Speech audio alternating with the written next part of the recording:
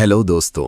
तो आज मैं आपको एक नई कहानी बताने जा रहा हूं। तो दोस्तों चलिए शुरू करते हैं। रिमी चमकीली नीली आंखों वाली प्यारी सी खरगोश थी।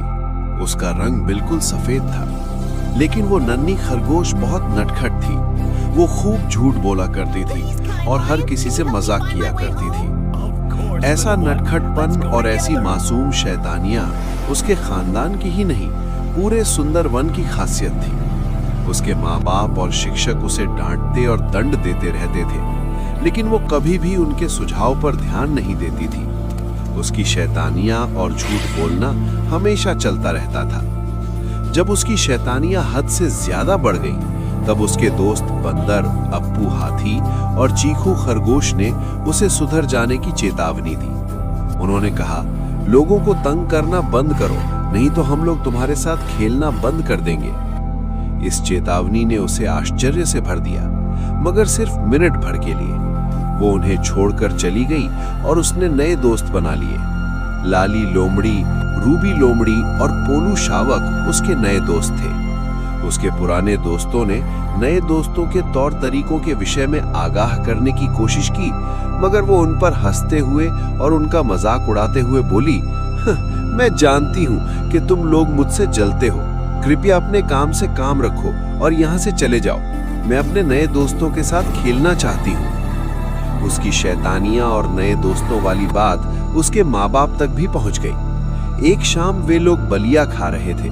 तभी उसके पिता बोले, रिमी, तुम्हारे बारे में हम ये क्या सुन रहे हैं? तुम दिन प्रतिदिन बिगड़ती जा रही हो। इन शरारतों को अब बंद करो। अपने माँ बाप की बात सुनने के बजाय उसने उनसे पूछा, क्या हमारे पुराने दोस्त आप लोगों के कान भर रहे हैं? कृपया उन्हें ना सुने, आप लोग खुश रहेंगे। हताश होकर उसके पिता उसे देखते रहे। उन्हें समझ में नहीं आ रहा था कि वो क्या करें। हर रात सोते समय कहानी सुनाने वाली उसकी माँ ने उस रात उसे कहानी नहीं सुनाई। माँ ने रिमी के कहानी सुनाने के निवेदन को नजरअंदाज कर दिया। उस रात जब वो सोई, तब उसने एक अनोखा सपना देखा। सपने में वियोला नाम की एक परी आई और बोली, अब से तुम्हारी हर एक बदमाशी और हर एक झूठ पर तुम्हारे कान 1 इंच बढ़ते जाएंगे। मैं आशा करती हूँ कि तुम इस चेतावनी को गंभीरता से लोगी और मेरे कहने का मतलब समझोगी। रिमी जाग गई। वो हैरान और परेशान थी। वियोला को देखने के लिए उसने इधर उधर ताक झांक की ताकि वो दिख जाए, लेकिन वो कहीं नहीं दिखाई पड़ी। उस रात वो चैन से नहीं सो पाई। सुबह हुई और उसकी माँ ने उसे जगाया और विद्यालय जाने के लिए तैयार होने को कहा। रिमी ने झटपट किया, साफ यूनिफॉर्म ले लिया, मगर उसने गणित का काम पूरा नहीं किया, इसलिए वो स्कूल नहीं जाना चाहती थी। टाल मटोल करते हुए वो बुदबुदाई, ओ माँ, मेरा पेट दर्द कर रहा है। हाय माँ, मैं क्या करूं? उसका दर्द देखकर माँ व्यथित होकर बोली, थोड़ा आराम कर लो। माँ जैसे ही दवा लेने के लिए निकली, वो खुशी से बिस्तर पर कूदने लगी। उसकी चालाकी काम कर गई थी। उसे पता था कि दवा कहाँ रखी हुई है। वो दवा छिपाने के लिए जाने लगी ताकि माँ दवा ना पा सके। अचानक उसकी नजर आईने पर पड़ी। वो चौंक गई। सच में उसके कान 1 इंच बढ़ गए थे। अविश्वास से उसने अपने दोनों कानों को छुआ। क्या वियोला का अभिशाप सच हो गया? वो चिंतित हो गई। एक बार फिर आईने में झांकी। उसका मुंह खुला रह गया। उदास चेहरा लिए वो विद्यालय के लिए तैयार होने लगी। दवा लेकर जब माँ लौटी, तो विद्यालय के लिए तैयार होती रिमी को देखकर उसे आश्चर्य हुआ। इससे पहले कि माँ कुछ कहे, रिमी बोल पड़ी, मुझे लगता है विद्यालय जाने से मैं ठीक हो जाऊंगी और मेरी एक जरूरी कक्षा भी है। दर्द कुछ कम लग रहा है। माँ मुस्कुराई और हाथ हिलाते हुए उसे विद्यालय के लिए विदा ली। विद्यालय में रिमी वियोला और कान बढ़ने वाली बातों को भूल गई।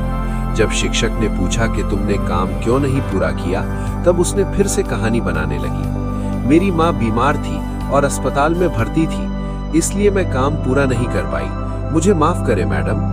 अचानक उसके कान 1 इंच बढ़ गए। हालांकि बढ़ते कानों को वो देख नहीं पाई, लेकिन महसूस किया। इसलिए तेजी से वो टॉयलेट की ओर लपकी और आईने में खुद को निहारने लगी।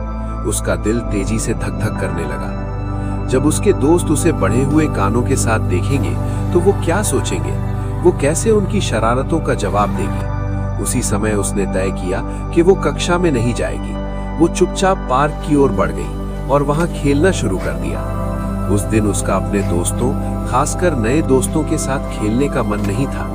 वो अच्छे से जानती थी कि वो उस पर हंसेंगे। माली भालू ने गुस्से से उससे पूछा, रिमी, विद्यालय के समय तुम क्यों खेल रही हो? अगर तुम सीधे विद्यालय नहीं गई तो मैं तुम्हारी शिक्षक से शिकायत कर दूंगा। उसने एक बार फिर कहानी बनाना शुरू किया।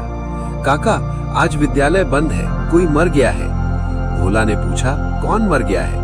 उसने जवाब दिया, पड़ोसी राज्य का राजा मर गया है। भोला इतना पढ़ा लिखा नहीं था कि अखबार पढ़ पाता। उसके घर में टीवी भी नहीं था। उसे लगा कि वो सच बोल रही होगी और बिना कुछ कहे वो अपने काम में लग गया।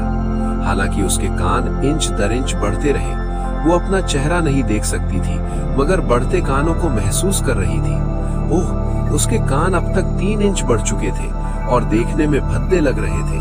वो घर गई और एक बार फिर आईने में देखने लगी और कड़क आवाज में बोली, अब मैं झूठ नहीं बोलूंगी। मैं नहीं चाहती कि मेरे कान और बढ़े और सारे दोस्त मुझे चढ़ाएं।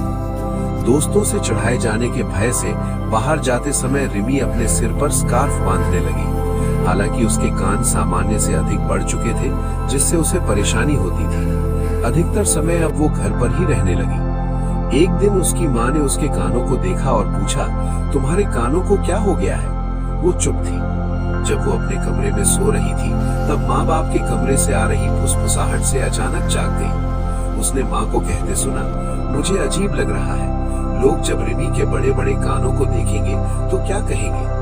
शायद इसलिए वो स्कार्फ बांधने लगी है, बाहर जाने और खेलने से बचने लगी है। उसके पिता ने उसकी माँ को परामर्श दिया, बड़े कानों के आकार से चिंतित नहीं होना चाहिए। हो सकता है कुछ समय बाद ठीक हो जाए।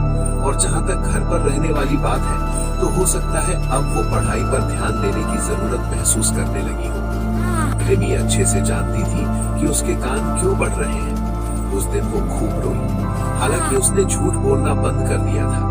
कुछ दिन के बाद वियोला परी फिर सपने में आई और बोली, रिमी, तुमने अपने व्यवहार में सुधार किया है। अब हर एक अच्छे काम के बाद तुम्हारे कान इंच दर इंच घटते घटते सामान्य आकार के होते जाएंगे। अब तुम्हें सचेत रहना होगा, नहीं तो वो फिर से बढ़ने लगेंगे। रिमी ने अच्छे काम करने का निश्चय कर लिया। अगले दिन शाम को उसके यहाँ कुछ मेहमान आने वाले थे और उसकी माँ तैयारी में लगी थी। वो माँ के पास गई और बोली, माँ, क्या मैं कुछ सहायता कर सकती हूँ? उसके कान भी बढ़ने बंद हो गए थे। उसकी माँ को आश्चर्य हुआ, लेकिन वो खुश हुई।